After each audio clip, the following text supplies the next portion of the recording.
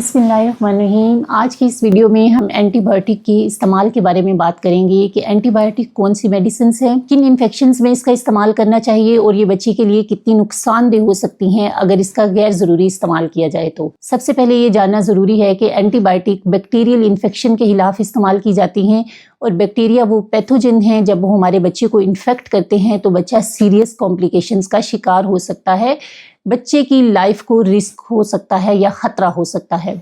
Most of the cases जो हमारे बच्चों में प्रेजेंट होते हैं या जो जिसका बच्चे शिकार होते हैं इन्फेक्शन का, वो वायरल इन्फेक्शंस होते हैं। गले के 80% इन्फेक्शंस वायरल इन्फेक्शन होते हैं, सिर्फ 20% इन्फेक्शन जो होते हैं वो बैक्टीरिया की वजह से होते हैं या स्ट्रेप्टोकोकल थ्रोट इन्फेक्शन हो सकते हैं। उन केसेस में अगर हम एंटीबायोटिक का इस्तेमाल ना करें, उन 20% केसेस में, तो बच्चे की लाइफ को रिस्क हो सकता है। बाकी ज़्यादातर हमारे बच्चे जो नज़ला ज़ुकाम और खांसी के साथ प्रेजेंट करते हैं वो वायरल होते हैं। उनके अंदर सादा रेस्ट करने से, ढेर सारा पानी पीने से और बुखार की सूरत में पेनाडोल का इस्तेमाल करने से बच्चा मोस्टली खुद ही अपने इन्फेक्शन को क्लियर कर लेता है। बाकी जो सीरियस इन्फेक्शन हमारे पास जिनमें एंटीबायोटिक का इस्तेमाल ज़रूरी होता है वो है साइनस के इन्फेक्शन या कान के बैक्टीरियल इन्फेक्शन, जिसमें अगर इन्फेक्शन परसिस्ट करे तो वो गर्दन तोड़ बुखार होने का रिस्क बढ़ जाता है या इन्फेक्शन हमारे दिमाग तक पहुंच जाता है। इन केसेस में एंटीबायोटिक का इस्तेमाल आपका डॉक्टर देख के आपको सजेस्ट कर सकता है। तीसरी इंपॉर्टेंट चीज़ जो बच्चों में आती है वो है निमोनिया।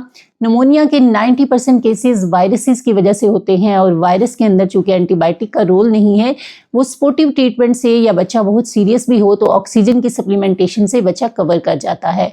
वो 10% बैक्टीरियल निमोनिया जिनके अंदर एंटीबायोटिक का इस्तेमाल ज़रूरी होता है वो भी आपका डॉक्टर देख के आपको सजेस्ट कर सकता है। एक बहुत ही सीरियस इन्फेक्शन जिसमें एंटीबायोटिक का रोल होता है वो है बैक्टीरियल मेनिंजाइटिस या कोई भी गर्दन तोड़ बुखार, जिसमें जब तक आपको CSF की रिपोर्ट नहीं आ जाती या आपका डॉक्टर देखता है कि बच्चा सीरियस है तो उसमें हमें एंटीबायोटिक का इस्तेमाल करना पड़ता है। या आप इस तरह से भी कह सकते हैं कि अगर गर्दन तोड़ बुखार में हम एंटीबायोटिक का इस्तेमाल लेट कर दें तो बच्चे की कॉम्प्लिकेशन के बढ़ने का रिस्क बढ़ जाता है। अब अगर हम गैर ज़रूरी इस्तेमाल एंटीबायोटिक का करेंगे तो उससे बच्चे की सेहत पे क्या फ़र्क पड़ सकता है।